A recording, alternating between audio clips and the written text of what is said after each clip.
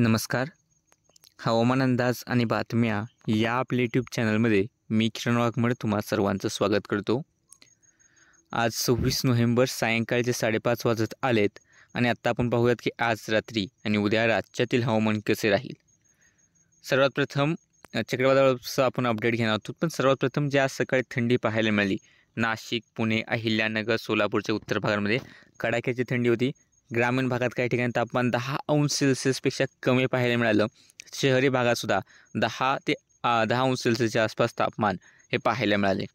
त्यानंतर मध्य महाराष्ट्र, नंतर मराठवाडा, विदर्भातील बऱ्याचशा भागांमध्ये तापमान साधारणतः 12 ते 14 अंश सेल्सिअसपर्यंत खाली घसरलेलं पाहायला मिळालं. कोल्हापूर, सोलापूरच्या दक्षिण भागात, धाराशिवच्या दक्षिण भागात हेच तापमान 14 अंश सेल्सिअसच्या आसपास होतं.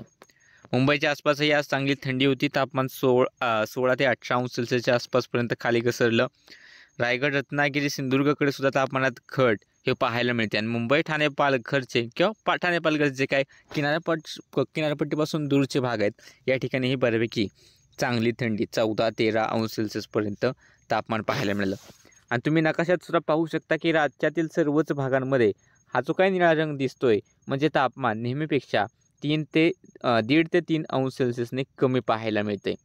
म्हणजे राज्यात चांगली कडाक्याची थंडी आहे.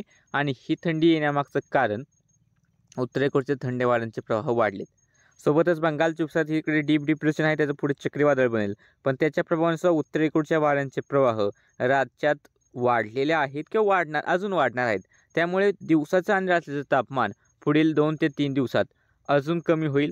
काही ठिकाणी थंडीच्या लाट सदृश स्थितीसुद्धा पाहायला मिळेल, जसं की नाशिक, अहिल्यानगरचा भाग असेल, ग्रामीण भाग खास करून त्याच्या आसपास किंवा गोंदियाच्या आसपासच्या भागांमध्ये थंडीची लाट, धुळे, जळगावकडे थंडीची लाट पाहायला मिळण्याची शक्यता आहे. सोबतच या सिस्टीमच्या प्रभावाने दक्षिण भारतात पाऊस वाढलेला आहे दिसतोय. आणि ही जी काही सिस्टीम आहे ती सुरुवातीला तर पश्चिम दिशेने पुढे सरकत होती, मात्र त्यानंतर ही सिस्टीम आता उत्तर पश्चिम दिशेने पुढे सरकू लागली. आणि उद्या रात्रीपर्यंत बंगालच्या उपसागराच्या या भागांमध्ये श्रीलंकेच्या जवळ चक्रीवादळ फेंजल तयार होईल. आणि हे चक्रीवादळ हे अजूनही उत्तर पश्चिम दिशेने पुढे सरकण्याचा अंदाज हवामान विभागाने वर्तवला आहे.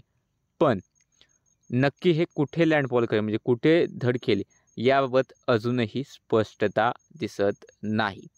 उद्यापर्यंत हवामान विभागाच्या नवीन अपडेट्स येतीलच, तेव्हा त्याच्याबाबत अजून थोडेसे कन्फर्मेशन होतील.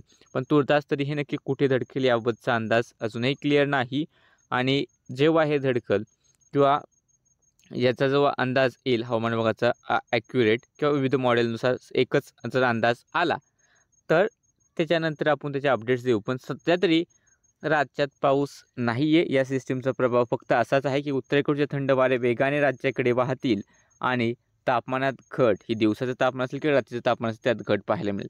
सोबत अति उंचावरचे ढगसुद्धा राज्यात पाहायला मिळतील, जसं की नाशिक, छत्रपती संभाजीनगर, अहिल्यानगर, पुणे, सातारा, रत्नागिरी, कोल्हापूर हे पाहायला मिळतात. तसेच राज्याच्या दक्षिण भागात सुद्धा उद्यापासून अति उंचावरचे ढग हे पाहायला मिळतील. आणि या अति उंचावरच्या ढगांमुळे राज्यातील दिवसाचं तापमानात घट होईल. खास करून नाशिक, अहिल्यानगर, पुणे, संभाजीनगर, साताऱ्याच्या आसपासचे भाग आहेत, या ठिकाणी तापमान 26 अंश ते 27 अंश सेल्सिअसच्या आसपास पाहायला मिळेल. तसंच राज्याच्या इतर ठिकाणसुद्धा जे काही तापमान असेल हे साधारणतः 27 ते 30 अंश सेल्सिअसपर्यंत पाहायला मिळणार. म्हणजे चांगली थंडी उद्या दिवसासुद्धा काही भागांमध्ये जाणवणार आहेच, खास करून नाशिक, अहिल्यानगर, पुणे, साताराच्या भागांमध्ये. आणि पहाटेच्या थंडीबाबत बोलायचं झालं तर नाशिक, अहिल्यानगर, सोलापूरचे उत्तर भाग, बीडचे पश्चिम भाग, पुण्याचे काही भाग आहेत, जळगावचे काही भाग आहेत, छत्रपती संभाजीनगरचे काही भागांमध्ये तापमान 10 ते 12 अंश सेल्सिअसपर्यंत खाली येण्याची शक्यता आहे.